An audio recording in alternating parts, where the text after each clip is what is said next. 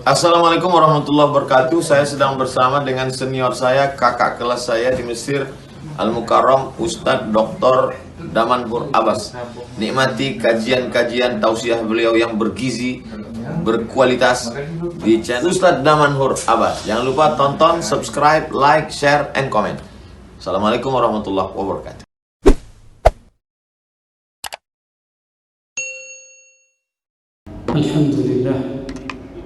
الحمد لله الذي خصنا بكتاب أنزل وأكرمنا بنبي أرسل. أشهد أن لا إله إلا الله له دعوة الحق حريص عليها وأوجب تبشير بها ولتكن منكم أمة يدعون إلى الخير ويأمرون بالمعروف وينهون عن المنكر وأولئك هم المفلحون.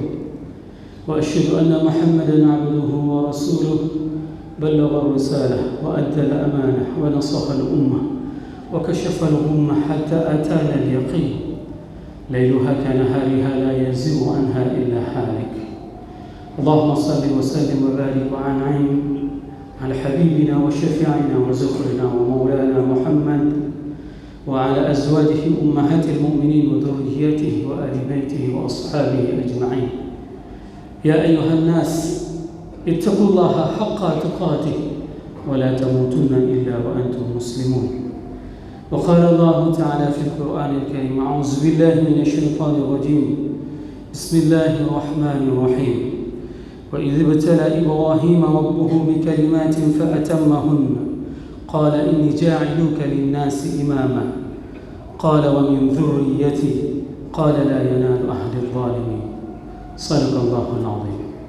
Hadirin jemaah Jumat yang dirahmati Allah, marilah senantiasa kita panjatkan puji dan syukur kepada Allah yang telah memberikan nikmat iman kepada kita sehingga kita telah berada di tempat yang mulia ini kendati belum terdengar suara panggilan azan. Semoga segala kesalehan yang kita lakukan ini menjadi amal pemberat mizan kita nanti di hari akhirat.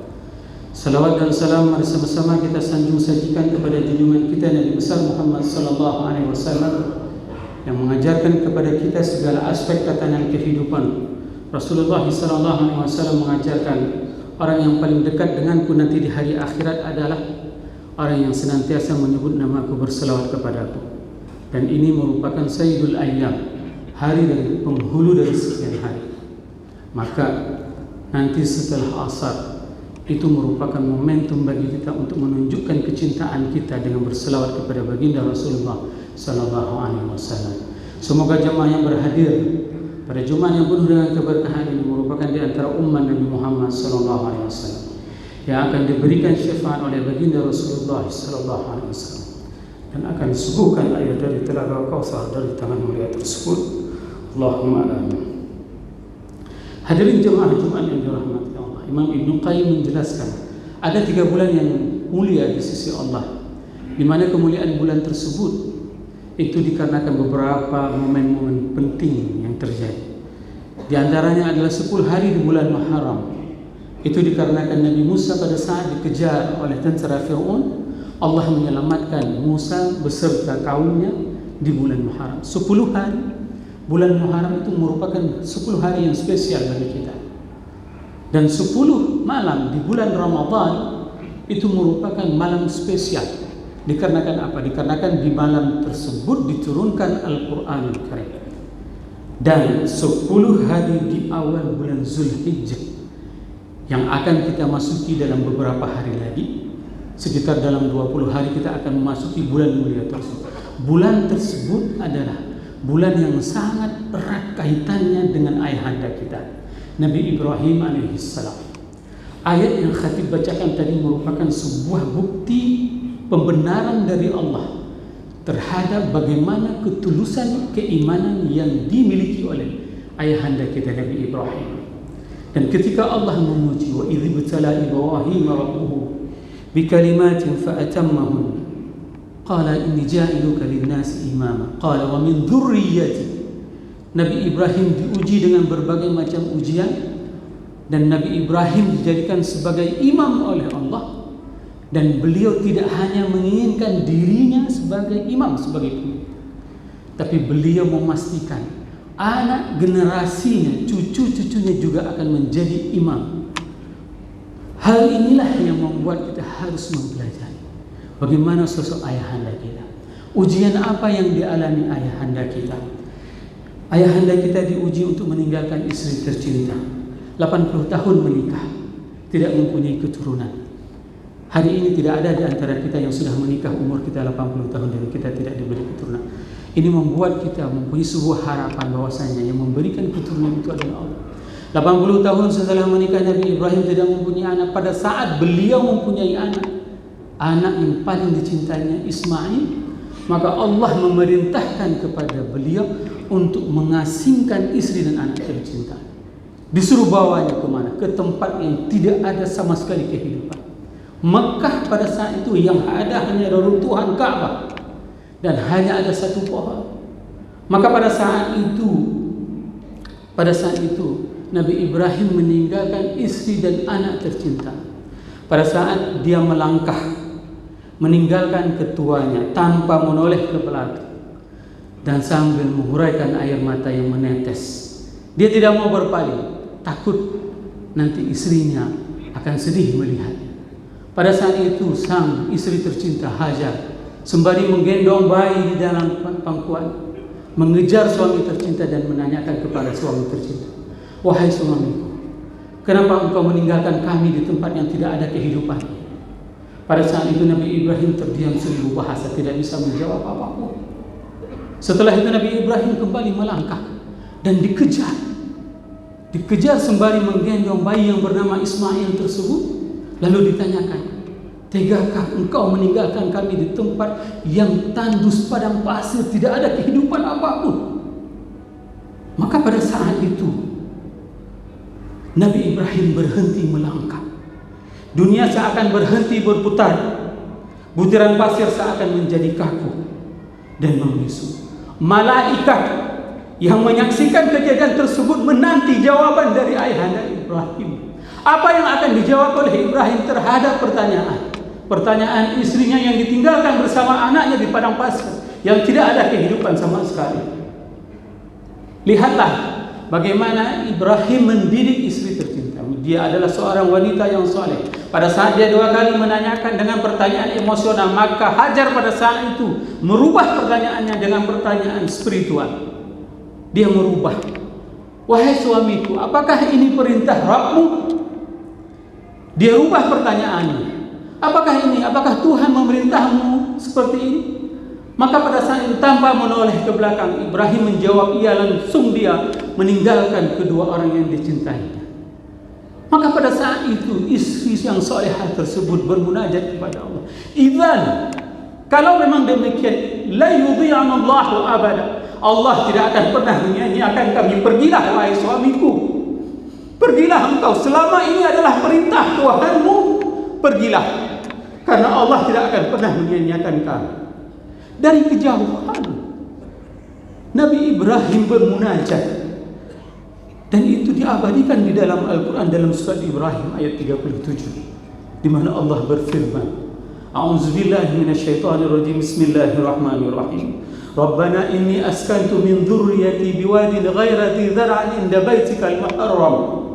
Rabbana liyuqimus shalah faj'al af'idatan minan nas tahwi ilaihim warzuqhum minats thamarati la'allahum yashkurun."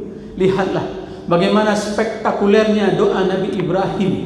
Nabi Ibrahim meminta supaya apa? Supaya anak dan generasi yang ditinggalkan di tempat yang tidak ada kehidupan apapun, agar apa? Agar mereka mau mendirikan salat, agar mereka mau memuji Allah. Dan ini adalah permintaan. Hari ini kalau seandainya pun kita bisa melakukan salat, itu bukan dikarenakan kesalehan kita, itu dikarenakan doa dari Nabi Ibrahim, sehingga tidak terasa beratnya. Kendati di hari Jumat masjid terasa penuh, mudah-mudahan setelah Jumat ini masjid juga akan terasa penuh selamanya, dikarenakan kita mengijabahkan dari doa ayahanda kita Ibrahim alaihissalam. Hadirin jemaah Jumat yang dirahmati Allah, ujian yang kedua yang dialami di antara sekian banyak ujian yang dialami oleh ayahanda kita, yaitu pada saat beliau tidak bertemu dengan anandanya. Ketemu pertama pada saat dia mengantarkan ke Makkah, Dalam beberapa riwayat katakan pertemuan antara Ibrahim dengan Ismail itu hanya 4 kali. Tapi kualitas pembicaraan antara seorang ayah dengan anak ini sangat spektakuler. Inilah yang dididik oleh Ibrahim kepada Ismail. Apa yang dikatakan oleh Allah? Nabi Ibrahim diuji oleh Allah pada saat anaknya sudah besar. Maka Allah menyuruh kepada Nabi Ibrahim untuk menyembelih anaknya. Dan dialog antara seorang ayah dengan anak itu diabadikan di dalam Al-Quran sehingga ribuan tahun dialog tersebut akan terus kita baca. Dialog tersebut menjadi sebuah syariat yang akan kita laksanakan sampai dengan hari akhirat. Apa yang dikatakan oleh Allah di dalam Al-Quran? Allah berfirman dalam surat As-Saffat ayat 103 yang berbunyi, A'udzubillahi minasyaitonirrajim. Bismillahirrahmanirrahim. Falamma aslama wa tallahu lil jabin. Dan ketika keduanya itu sudah menyerahkan diri pasrah kepada Allah, wa tallahu lil jabin, dan dia mengambil wajah anandanya yang sangat dicintainya itu untuk diletakkan di atas batu. Lalu dia pada saat itu ingin menyembelih anandanya. Imam Ibnu Katsir di dalam kitab Bidayah wa Nihayah juz 1 halaman 139 beliau menjelaskan dialog yang jarang diungkapkan ini. Sang anak yang sudah pasrah dibaringkan di atas batu untuk disembelih oleh ayahandanya, memesan kepada ayahandanya. Qala Ismail, dan Ismail berkata kepada ayahanda, Ya abati ushdud ribati hatta la attarib. Wahai ayahandaku, ikatlah ikatanku sehingga aku tidak meronta. Karena kalau seandainya aku meronta, aku dikira oleh Allah tidak setuju terhadap syariah ini. Coba bayangkan bagaimana kepasrahan yang dimiliki oleh Ismail. Dia tidak mau, dia meronta sehingga nanti Allah mengira pada saat dia meronta, dia tidak setuju dengan perintah Allah. Dan dia memesankan kepada ayahandanya, waqfif anni thawbak, singkaplah bajumu wahai ayahanda, hatta la yatalattakh min ad-dam fatarahu ummi fatahzan. Singkaplah bajumu wahai ayahanda pada saat engkau sembelih aku, sehingga darah itu tidak muncrat terkena bajumu, nanti dilihat oleh ibunda dan dia akan sedih melihat darah tersebut. Lihatlah bagaimana pesan seorang anak, kesiapan dalam menerima syariat ini. Wa asmara sikin ala huluki liyakuna ahwalun lil mauti alai. Maka percepatkanlah kisau pada saat engkau menggorokku sehingga aku tidak terasa sakit pada saat engkau sembelih.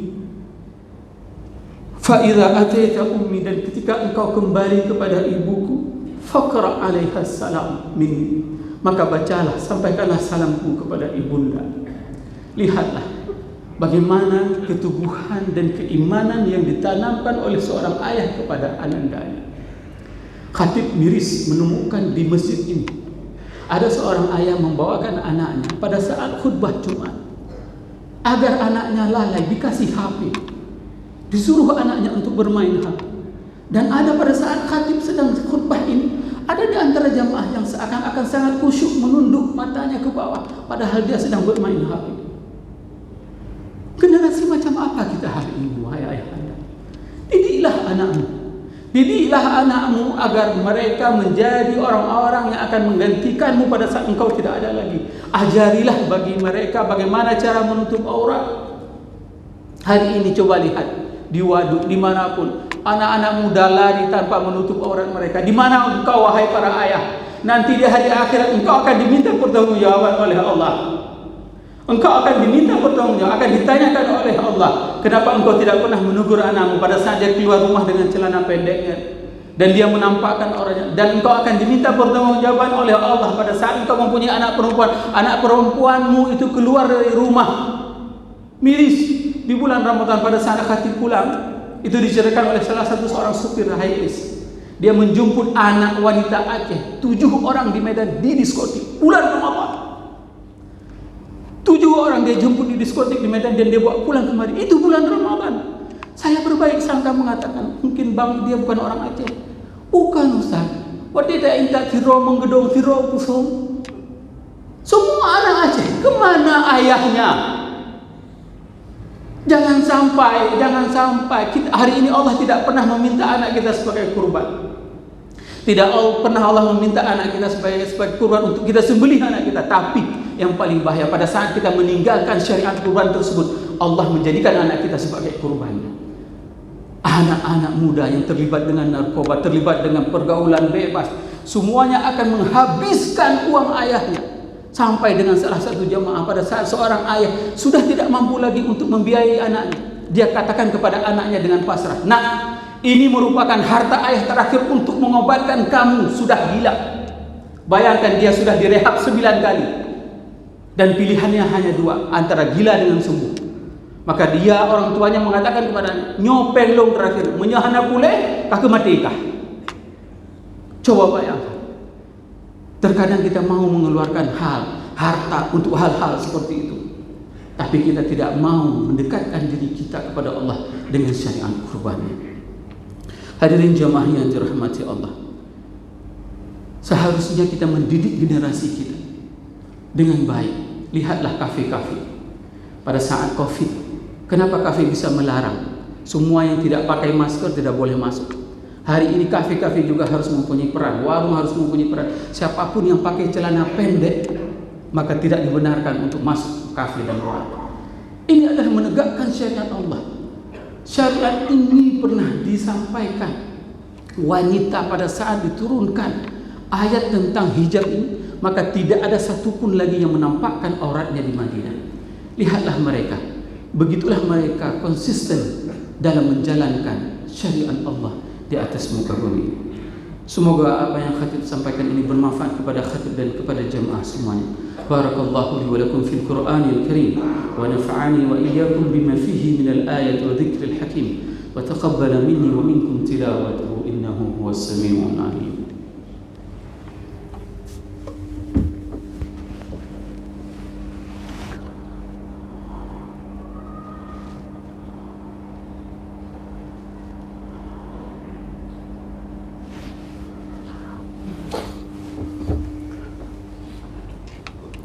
الحمد لله بنعمته تتم الصالحات وبحقه تتحقق المقاصد والغايات. أشهد أن لا إله إلا الله وأشهد أن محمدا عبده ورسوله. اللهم صل وسلم وبارك وأنعم على حبيبنا وشفيعنا وزخرنا ومولانا محمد وعلى أزواجه أمهات المؤمنين وذرياته وآل بيته وأصحابه أجمعين. يا أيها الناس اتقوا الله حق تقاته ولا تموتن إلا وأنتم مسلمون. وقال الله تعالى في القرآن الكريم: أعوذ بالله من الشيطان الرجيم بسم الله الرحمن الرحيم إن الله وملائكته يصلون على النبي يا أيها الذين آمنوا صلوا عليه وسلموا تسليما. اللهم اغفر المسلمين والمسلمات والمؤمنين والمؤمنات الأحياء منهم والأموات إنك سميع قريب مجيب دعوة ويا قاضي الحاجة.